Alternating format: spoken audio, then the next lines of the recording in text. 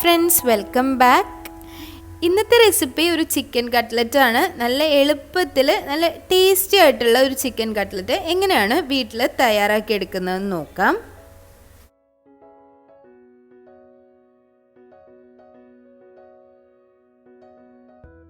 Cutlet റെഡിയാക്കാൻ വേണ്ടി 250 gram എല്ലില്ലാത്ത ചിക്കനാണ് എടുത്തിട്ടുള്ളത്. ബോൺലെസ് ആയിട്ടുള്ള ചിക്കൻ എടുക്കാൻ ശ്രദ്ധിക്കുക.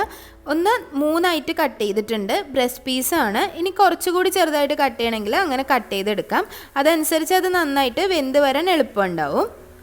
വേവിച്ചെടുക്കാൻ വേണ്ടി ആവശ്യത്തിന് വെള്ളം ഒഴിച്ച് കൊടുക്കുക. ഏകദേശം 1 കപ്പ് വെള്ളം ഒഴിച്ചിട്ടുണ്ട്. ആവശ്യത്തിന് ഉപ്പിട്ട് കൊടുക്കാം.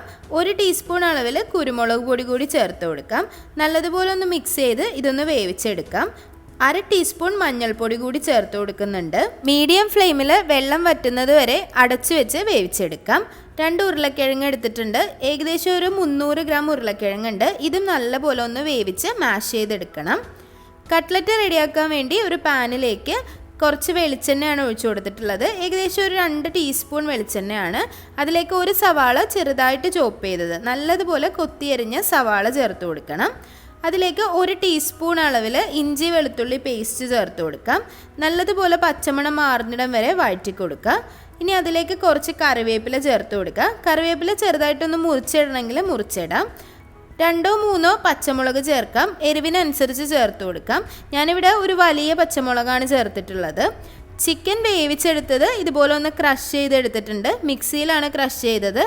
ചോപ്പർ യൂസ് ചെയ്തിട്ടൊന്ന് ക്രഷ് ചെയ്തെടുക്കണമെങ്കിൽ അങ്ങനെ എടുക്കാം. നല്ലതുപോലെ ഒന്ന് മിക്സ് ചെയ്തിട്ട് കൊടുക്കാം. ഈ ഒരു സമയത്ത് ഇതിലേക്ക് ഉപ്പ് ആവശ്യമുണ്ടെങ്കിൽ ചേർത്ത് കൊടുക്കാം. ആവശ്യമായിട്ട് വരാൻ ചാൻസ് കുറവാണ്. 1/2 ടീസ്പൂൺ മഞ്ഞൾപ്പൊടി ചേർക്കാം. 1/2 ടീസ്പൂൺ ഗരം മസാലപ്പൊടി ചേർക്കാം. 1/2 ടീസ്പൂൺ മുളക് പൊടി കൂടി ചേർത്ത് കൊടുത്തിട്ടുണ്ട്. ഇനി ഇതൊന്ന് നല്ലതുപോലെ ഒന്ന് പച്ചമണം മാറുന്നത് വരെ നല്ലതുപോലെ ഒന്ന് റോസ്റ്റ് ചെയ്തിട്ട് എടുക്കുക. പച്ചമണം എല്ലാം മാറി നല്ലൊരു സ്മെല്ല് വരുന്ന സമയത്ത് മാഷ് ചെയ്ത് വെച്ചിട്ടുള്ള പൊട്ടറ്റോ ചേർത്ത് കൊടുക്കാം. നല്ലതുപോലെ വേവിച്ച് ഉടച്ച് വെച്ചിട്ടുള്ള ഉരുളക്കിഴങ്ങാണ്. അപ്പോൾ ചേർത്ത് കൊടുത്തതിന് ശേഷം നമുക്കിത് കുഴച്ചെടുക്കുന്ന സമയത്ത് നല്ലതുപോലെ കിട്ടാനാണ് ഈ ഒരു ഉരുളക്കിഴങ്ങ് ചേർത്ത് കൊടുക്കുന്നത്. ഇത് ചേർത്തതിന് ശേഷം നല്ലതുപോലെ ഒന്ന് സ്പൂൺ യൂസ് ചെയ്തിട്ട് ഇതുപോലെ ഒന്ന് മിക്സാക്കി എടുക്കുക. അതിനുശേഷം ഒന്നങ്ങ് ചൂടാക്കണം. ഈ ഒരു മിക്സിന് ഈ സമയത്ത് നല്ല ചൂടുണ്ടാവും. ചൂടാറിയതിന് ശേഷമാണ് നമ്മളിതൊന്ന് കുഴച്ചെടുക്കുന്നത്. അപ്പോഴേക്കും ഇത് നല്ലതുപോലെ മിക്സായി കിട്ടും. ഒന്ന് ചൂടാറിയതിന് ശേഷം നല്ലതുപോലെ കൈ ഉപയോഗിച്ച് നമ്മൾ ചപ്പാത്തിക്കൊക്കെ കുഴക്കില്ല അതുപോലെ നല്ലതുപോലെ മിക്സ് ചെയ്ത് കുഴച്ച് മാറ്റി വെച്ചിട്ടുണ്ട്. ഇനി ഇതിൽ നിന്നാണ് നമ്മൾ കുറച്ചെടുത്തിട്ട് കട്ട്ലറ്റ് പിടിച്ചെടുക്കുന്നത്. കട്ട്ലറ്റ് നല്ല ഷേപ്പിൽ പിടിച്ചെടുക്കാൻ വേണ്ടി ഇതുപോലെ കുറച്ചധികം മിക്സ് കയ്യിലെടുക്കാം. അതിനുശേഷം ഇതൊരു ബോൾ ഷേപ്പിലാക്കിയെടുക്കുക. 2 കൈ ഉപയോഗിച്ച് ഒരു ബോൾ ഷേപ്പിലാക്കിയെടുക്കാം. അതിനുശേഷം നമ്മൾ കൈപ്പത്തി ഉപയോഗിച്ച് ഇതൊന്നങ്ങ് പരത്തി കൊടുക്കുക. എത്രയാണോ ഷേപ്പ് വേണ്ടത് ആ ഒരു ഷേപ്പിൽ പരത്തി കൊടുക്കുക. ഒരുപാട് കുറച്ചെടുത്തു കഴിഞ്ഞാൽ പരത്തിയാൽ ഒരു കറക്റ്റ് അളവിൽ കിട്ടില്ല. ഇനി നമ്മളുടെ വിരൽ ഉപയോഗിച്ചിട്ട് ഇതുപോലെ ഒന്ന് ഷേപ്പാക്കി കൊടുക്കുക. എന്നാൽ മാത്രമാണ് കറക്റ്റായിട്ട് നല്ല ഷേപ്പിൽ കിട്ടുക. നല്ല പെർഫെക്റ്റ് ആയിട്ട് ഷേപ്പിൽ കിട്ടിയാലാണ് കട്ട്ലറ്റ് പൊരിച്ചെടുക്കുമ്പോൾ നല്ല ഭംഗിയിലുണ്ടാവും. സൈഡ്സ് എല്ലാം ഇതുപോലെ ഒരു വിരൽ ഉപയോഗിച്ചിട്ട് അങ്ങ് റെഡിയാക്കി കൊടുത്താൽ മതി. ഏകദേശം ആ ഒരു വിട്ടിൽ തന്നെ എടുക്കുന്നതാണ് നല്ലത്. അപ്പോഴാണ് നമ്മൾ ബേക്കറിയിൽ നിന്നൊക്കെ കഴിക്കുന്ന ആ ഒരു കട്ട്ലറ്റിൻ്റെ ഒരു ഷേപ്പിലേക്ക് നമുക്ക് കിട്ടുന്നത്. അതുപോലെ വളരെ കുറച്ച് മാവ് എടുത്തു കഴിഞ്ഞാൽ ഈ ഒരു ഷേപ്പിൽ എടുക്കാൻ പറ്റില്ല. അത്യാവശ്യം വലിയ കട്ട്ലറ്റുകളാണ് നല്ലത്. ഇനി കയ്യിൽ എണ്ണ പുരട്ടിയിട്ട് ചെയ്യണം എന്നുള്ളവർക്ക് ചെയ്യാം. ഇതിപ്പോൾ ഞാൻ എണ്ണ ഒന്നും പുരട്ടാതെ തന്നെ നല്ല പെർഫെക്റ്റ് ഷേപ്പിൽ കറക്റ്റ് അളവിൽ നമുക്ക് കിട്ടുന്നുണ്ട് ഈ ഒരു കട്ട്ലറ്റ് കയ്യിൽ.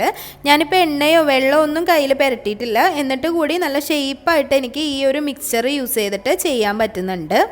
ശേഷം ഒരു കൈവെള്ളയിലുള്ള ഒരു മിക്സ് എടുത്ത് ചെയ്താൽ കറക്റ്റായിട്ട് നല്ല പെർഫെക്റ്റ് ആയിട്ട് ഇതുപോലെ കിട്ടും. കട്ട്ലറ്റ് ഷേപ്സ് ആക്കി കുറച്ച് നേരം മാറ്റി വെക്കണമെങ്കിൽ മാറ്റി വയ്ക്കാം.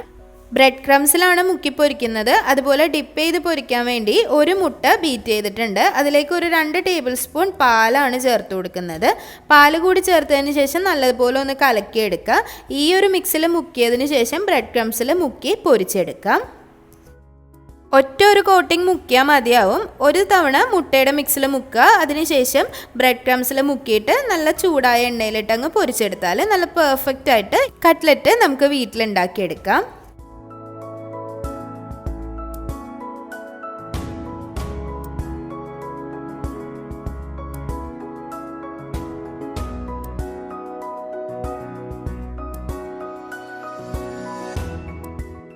എല്ലാ കട്ട്ലറ്റും ഇതുപോലെ റെഡിയാക്കി വെച്ചിട്ടുണ്ട്.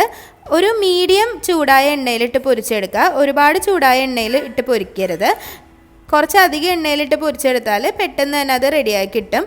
അതുപോലെ എണ്ണയിൽ ഒരുപാട് എണ്ണ വിടാതെ ഒരു 2-3 എണ്ണ മറ്റേ ടൈം ഇട്ട് പൊരിച്ചെടുക്കാം. കട്ട്ലറ്റിൻ്റെ ഉള്ളിൽ ഒരുപാട് വേവൊന്നുമില്ല. അതുകൊണ്ട് തന്നെ ഒരു 2-3 മിനിറ്റ് ഒരു മീഡിയം ഫ്ലെയിമിലിട്ട് പൊരിച്ചെടുക്കുന്നതാണ് നല്ലത്. ഒരു ഭാഗം ഒന്ന് മറിച്ചും തിരിച്ചു വിട്ടിട്ട് പൊരിച്ചെടുക്കാം.